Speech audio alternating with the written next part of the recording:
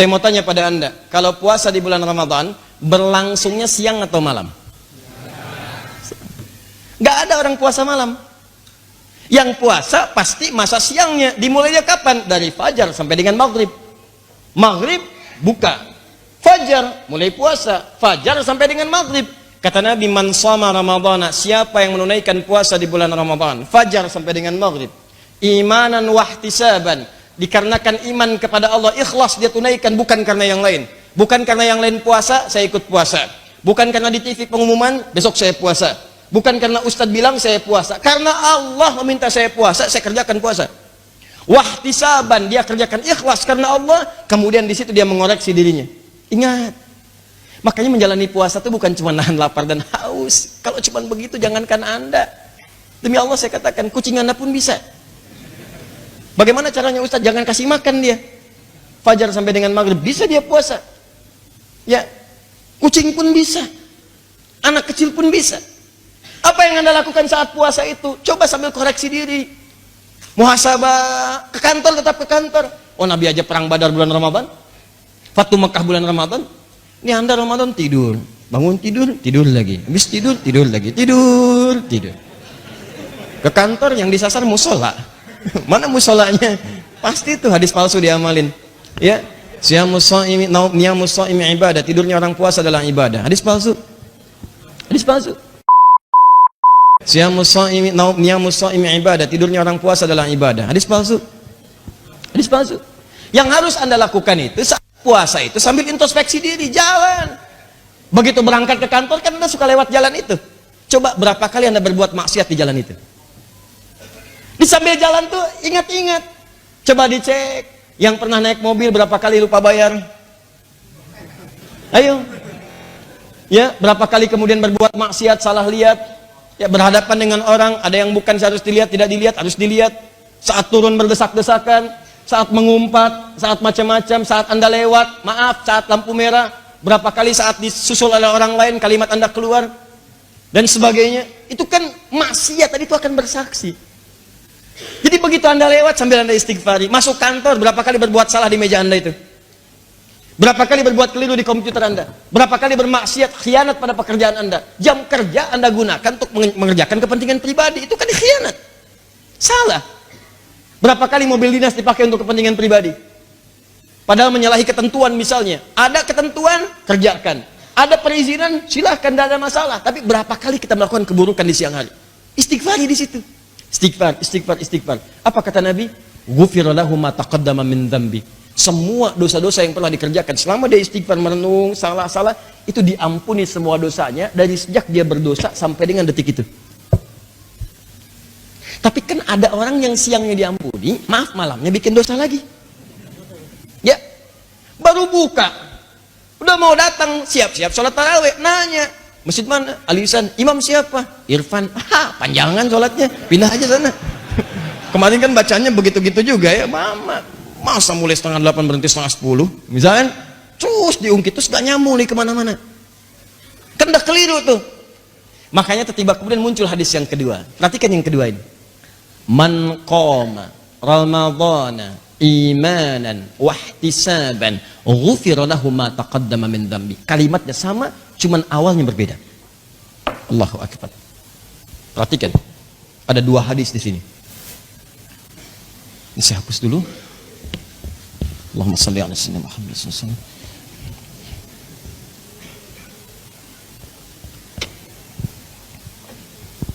Jadi hadis yang pertama, man shama. Hadis yang kedua, man qama.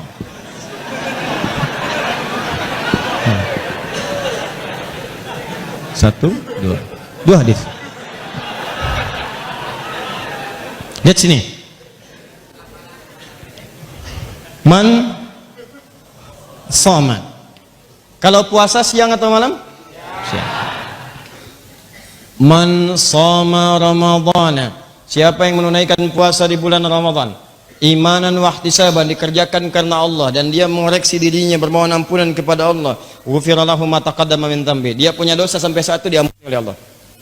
Man qama ramadhana, qama itu fi'il, kata kerja.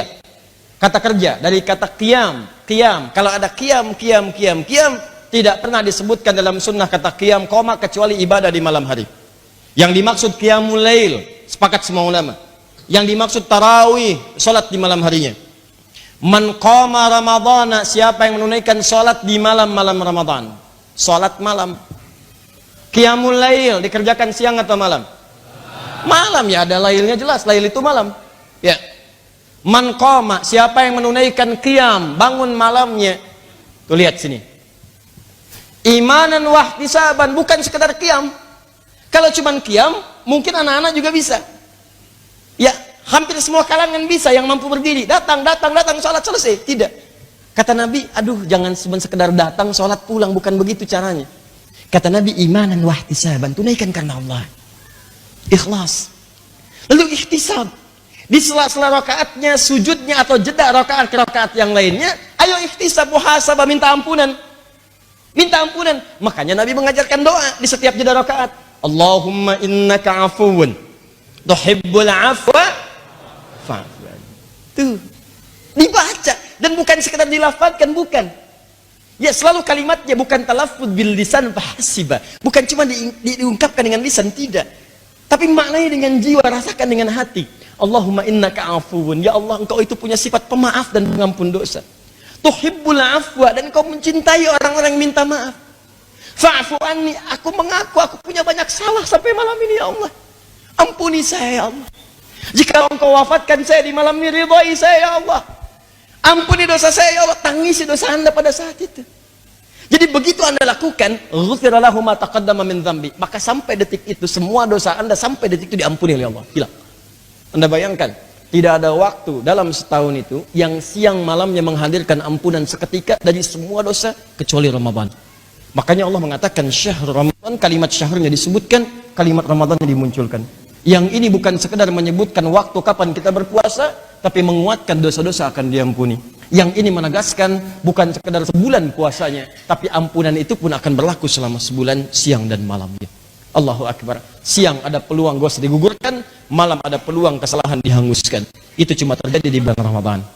Makanya semua sahabat-sahabat Nabi setelah ayat ini turun, terlebih ketika menyebutkan Ramadannya, mohon maaf teman-teman sekalian, tidak ada yang menyikapi semua sahabat Nabi Sallallahu Alaihi Wasallam bulan Ramadan kecuali penuh dengan kesungguhan, keseriusan.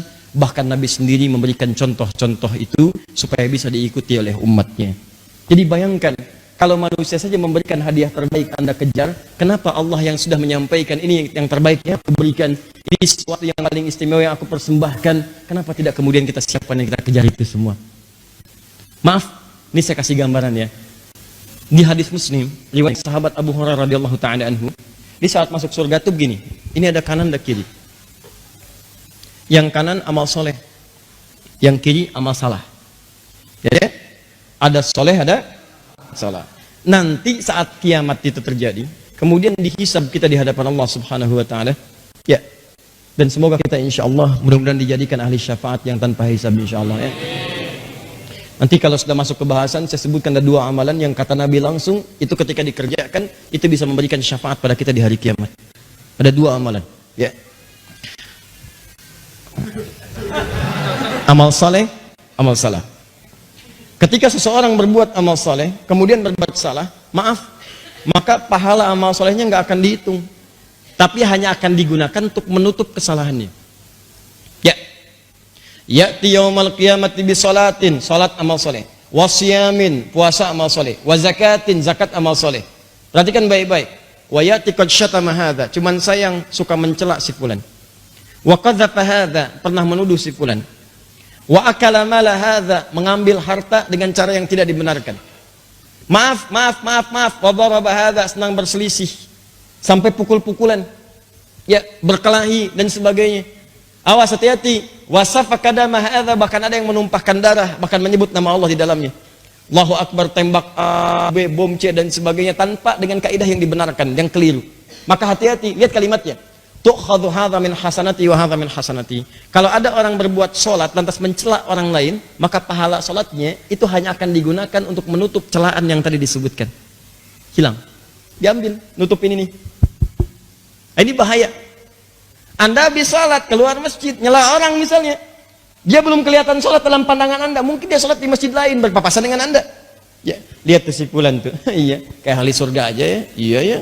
Waktu zuhur begini udah lewat, belum ke masjid. Semoga diberikan hidayah oleh Allah. Iya, nggak seperti kita. Iya, mudah-mudahan wafatul khotimah. Misalkan, itu saat dibincangkan, seketika mengalir pahala itu yang Anda dapatkan kepada orang tadi.